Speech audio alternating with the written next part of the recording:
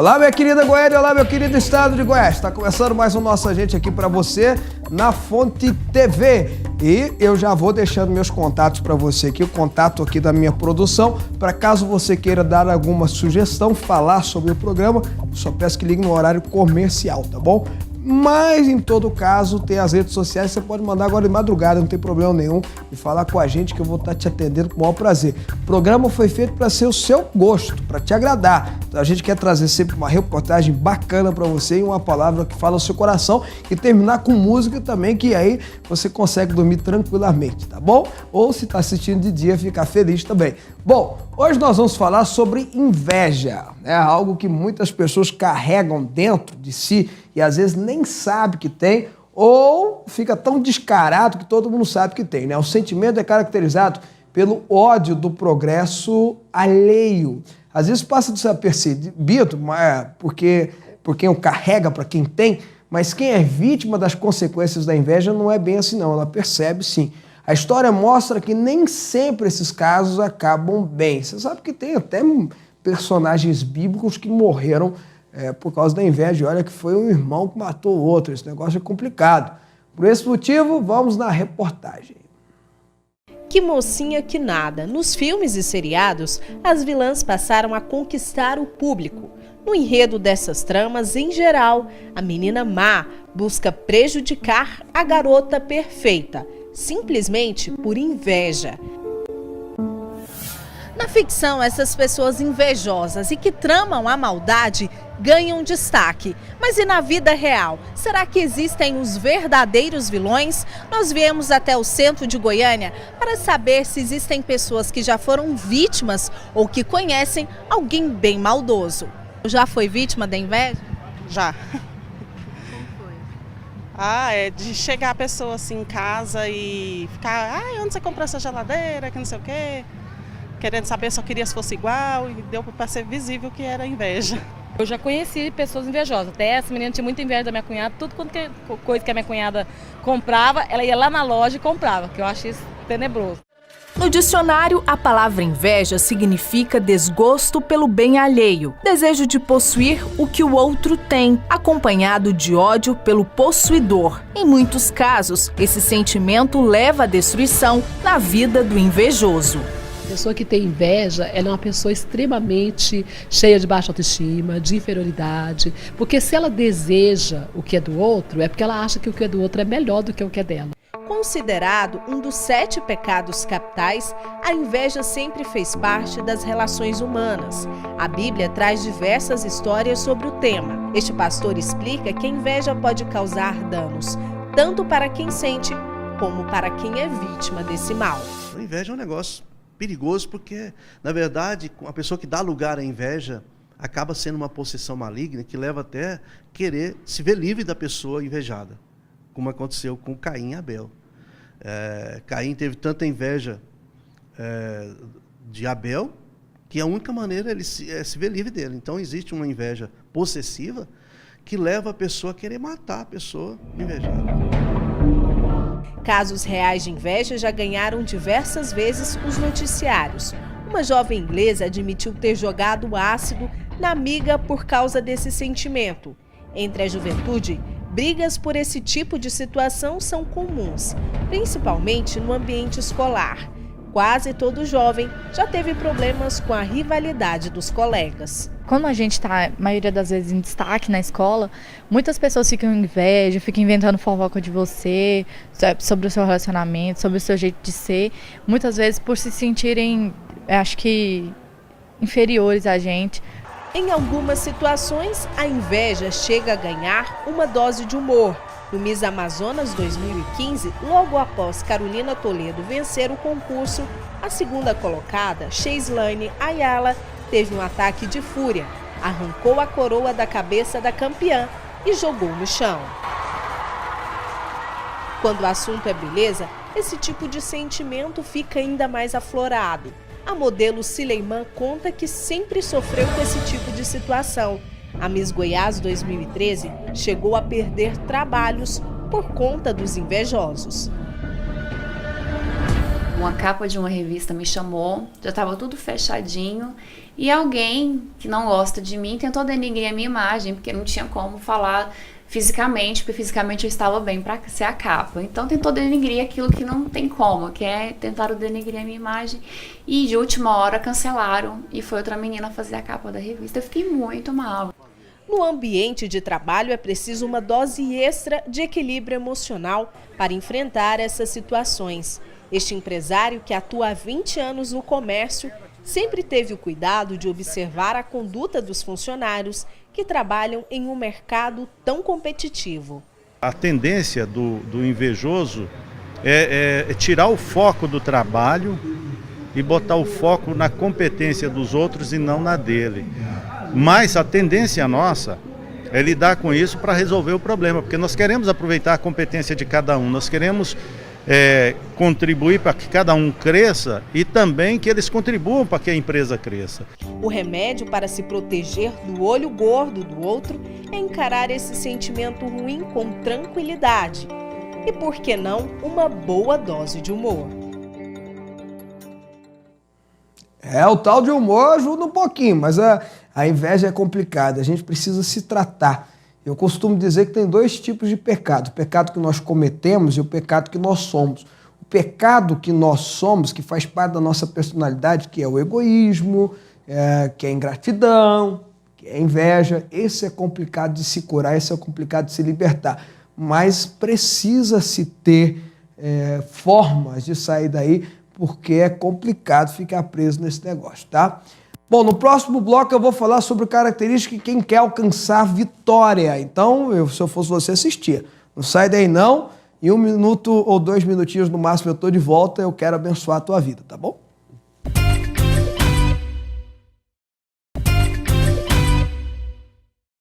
Bom, voltamos e agora está na hora da gente fazer aquela parte, aquela reflexão, aquele estudo bíblico, características para se ter vitória.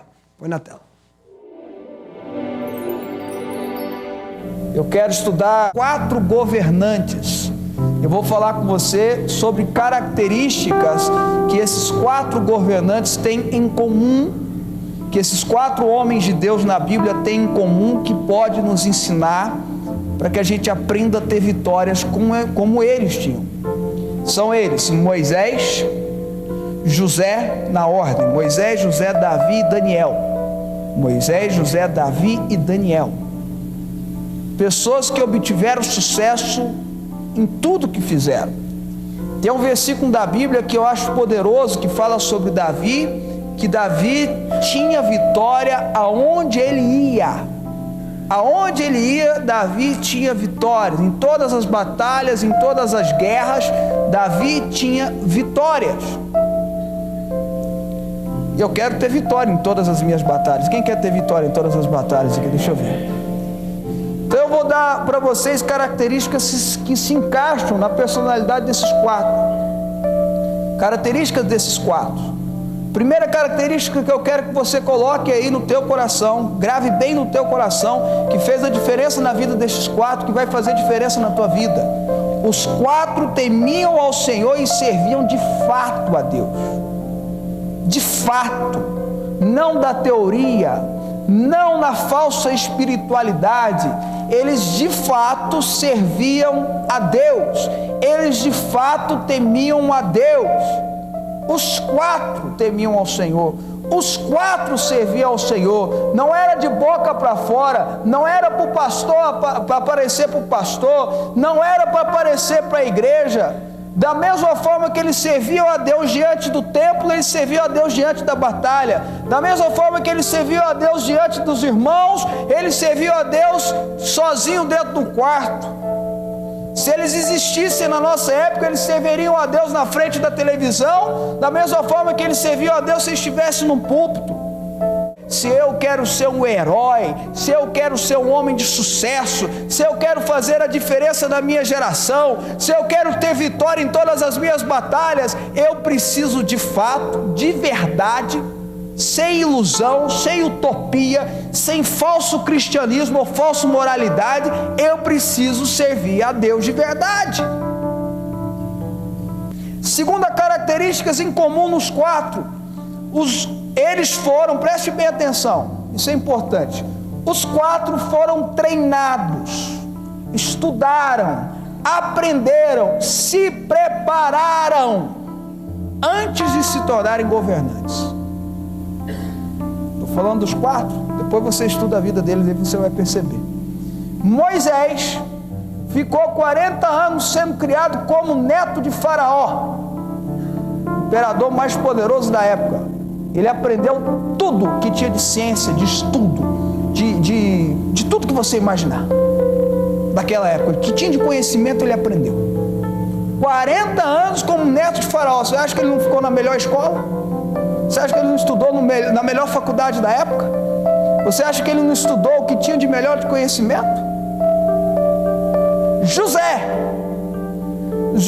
a gente tem que entender que Deus age por meio de todas as coisas, para a bênção, para o amor, para a misericórdia, para a graça daqueles que o buscam, daqueles que o amam. Ele age por meio de todas as coisas.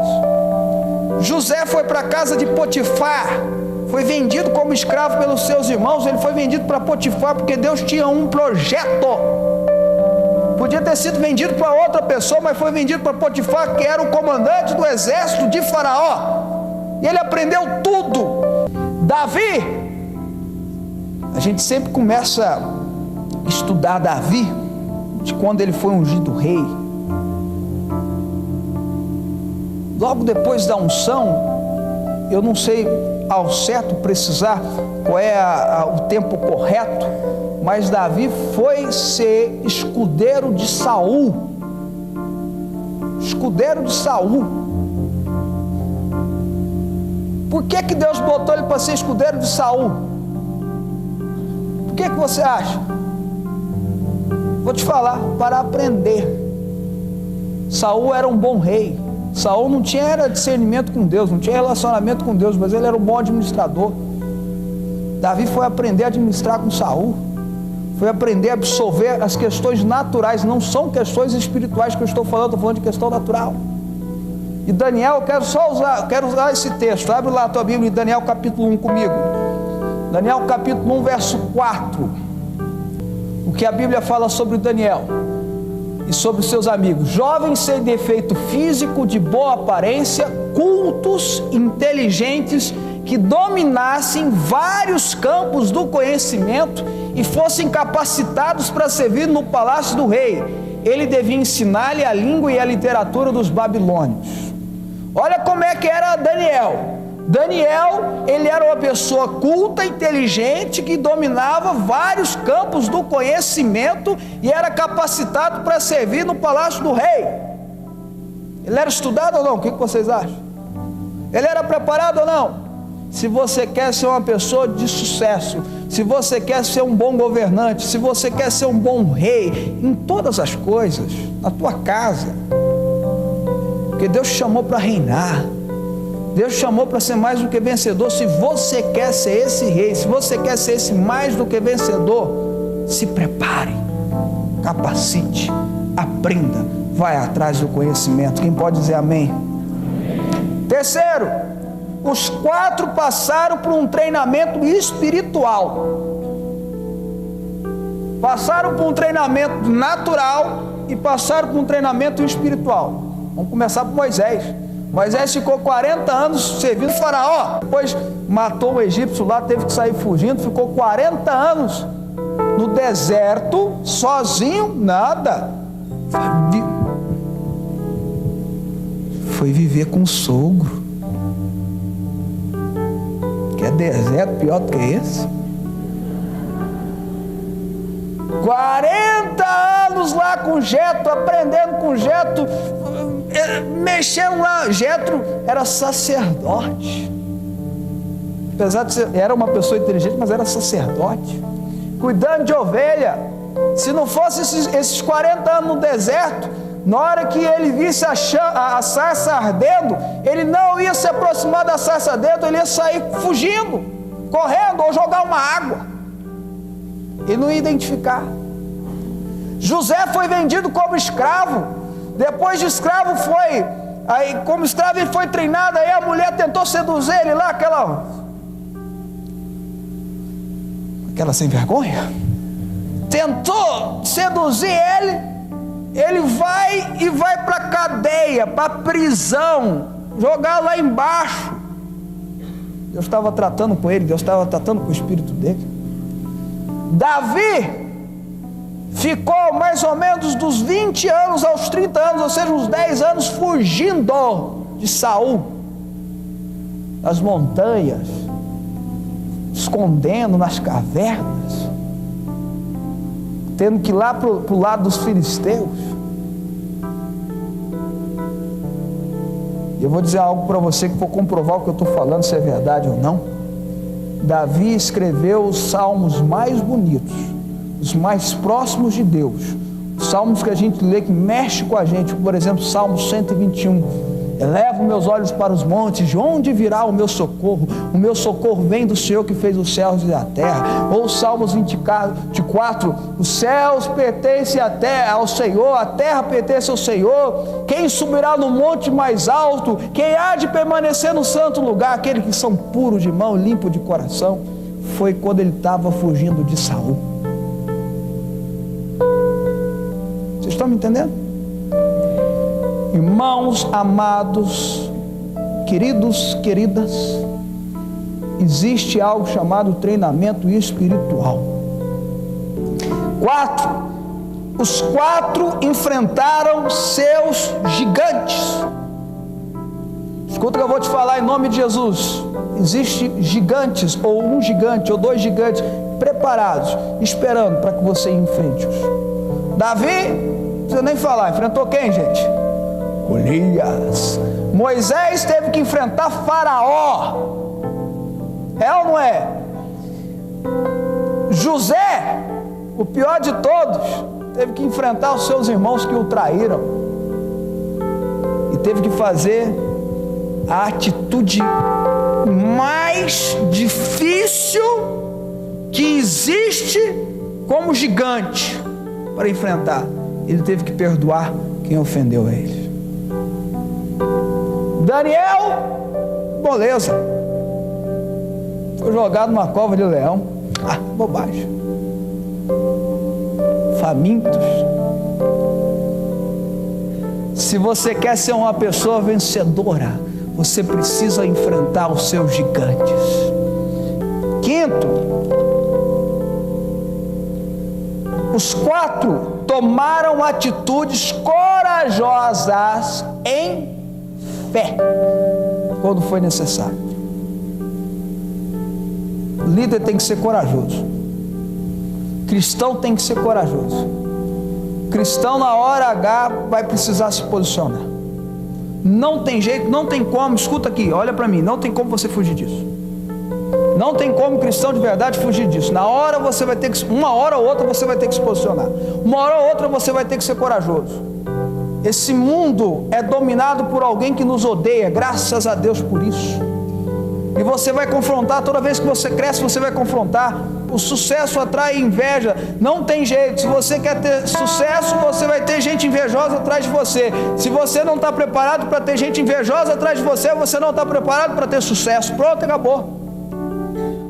Escuta, se você não está preparado para dizer uma hora ou outra na tua vida, mas se abra, você não está preparado para ter o sucesso que Moisés teve. Citado em Josué capítulo 1, versos 5, 6, 7, 8. Ninguém poderá te resistir todos os dias da tua vida, assim como fui com Moisés, serei contigo, não te deixarei nem te desampararei. Se você quer ter essa unção de Moisés na tua vida, se você quer que ninguém possa te resistir todos os dias da tua vida, escuta bem o que eu vou te falar em nome de Jesus. Vai chegar a hora que você vai ter que ficar diante do mar vermelho e vai ter que gritar: mar se abra! E só na fé. Só na fé. A fé, Hebreus 11, verso 1, é a certeza das coisas que se esperam e a convicção dos fatos que não se veem. Vocês estão entendendo? Quem está entendendo, diga amém. José e Daniel tiveram que interpretar sonhos. Irmãos, se você quer ter o sucesso de José, O sucesso de Daniel vai chegar uma hora que você vai ter que interpretar se o sonho que você tem para a tua vida é de Deus ou não.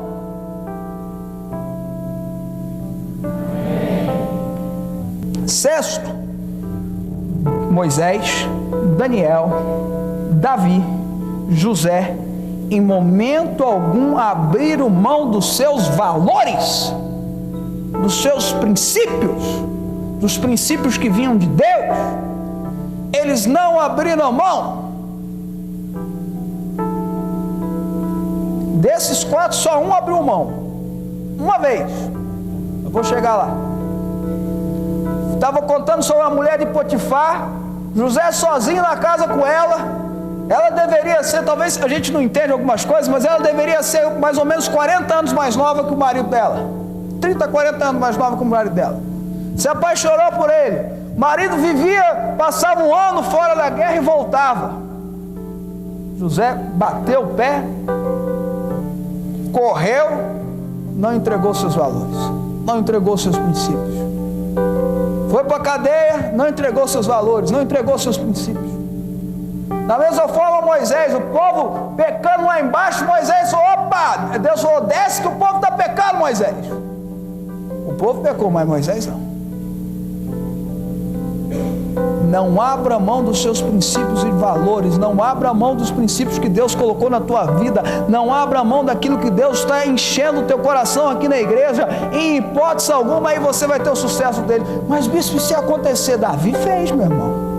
Davi se apaixonou pela mulher de Urias. Davi enrolou com ela, não apaixonou nada, foi sem vergonha mesmo, vamos falar a verdade. Engravidou a moça, se não tivesse engravidado a moça, tinha ficado quieto. Tentou enganar, trouxe Urias. Foi a maior sem vergonhice bíblica da história bíblica, foi que Davi fez com essa mulher, com Betseba e com Urias. Depois que viu que engravidou, mandou trazer Urias, falou: Urias, tentou fazer ele dormir com ela para ver se o filho ficasse dele. Deu bebida para ele. E mesmo assim o homem não foi. Depois eu falo sobre Urias para você. Molenga. Bom, Natan chegou diante de Davi, contou uma história. Davi falou assim: quem fez isso com a ovelha deve morrer. Natan falou: foi tu, meu amigo, você que pensou, você que pecou. A Bíblia diz que Davi cai de joelho, rasga as vestes, chora: eu pequei, eu errei, me perdoa, me perdoa.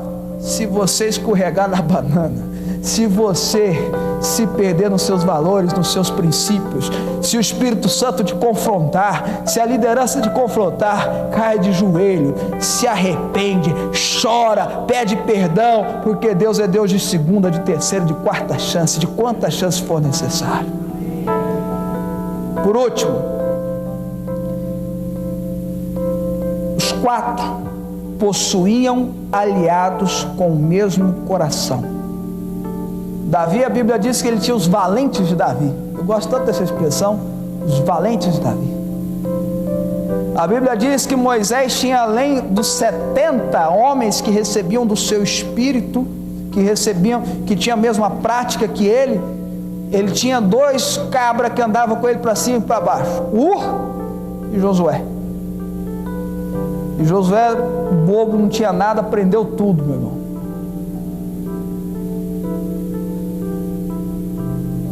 José talvez seja o que a gente não consegue identificar algum aliado. Mas Daniel tinha Sadraque, Mesaque e Abidnego. 3 cabras firmes, que entraram numa fornalha porque não queriam abrir mão dos princípios, dos valores, da consagração de adorar e de servir a Deus. E dentro da fornalha foi um anjo. E a Bíblia fala que não é um anjo qualquer, foi o anjo do Senhor, ou seja, o Senhor Jesus Cristo foi para dentro da fornalha para tirar eles de lá. Quem são os seus amigos? Quem são as pessoas que andam com você? Quem são as pessoas que te influenciam? Quem são as pessoas que fazem alguma diferença no teu coração, que te ensinam? Quem são essas pessoas? Que valores que elas têm? Que conversa que elas têm? Que exemplo de vida que elas têm? É diferente. Você querer evangelizar alguém é uma coisa, você querer trazer alguém para a igreja é outra coisa. Eu estou falando de amizade, de influência, de contato. Se Jesus, quando foi curar a filha de Jairo, mandou sair todo mundo que estava zombando dele, porque se aquelas pessoas estivessem lá, iam minar a fé de Jairo, da mulher dele, porque existem pessoas que são usadas para roubar a nossa fé. Se Jesus teve que fazer isso, meu irmão, quem somos nós? E como eu falei, os 4 tiveram extremo sucesso. E não pense que eles são personagens bíblicos que a gente não pode alcançá-los. Qual é o maior personagem bíblico que há? Fala comigo. Quem quer? Qual é o maior personagem bíblico? Mais forte. Qual é o maior personagem bíblico? Jesus fala para os seus discípulos: se você crê, eu estou indo para o Pai, eu vou enviar um Consolador. Se você crê, você fará as mesmas obras que eu fiz e maiores do que essa. Olha para o teu irmão que está do teu lado, olha bem nos olhos dele e fala assim: isso é para você. Olha para ele de novo e fala: essa mensagem é de Deus para você. Mas tenham aliados com o mesmo coração. Quanto mais aliados com o mesmo coração, mais proteção você constrói em volta de si para você ter vitórias. É o exemplo de Davi, né? Davi tinha homens segundo o seu coração e o coração dele era segundo a Deus. Obrigado pela sua companhia, obrigado pelo seu carinho. Amanhã eu tô de volta. Beijo no teu coração. Tchau. Tchau.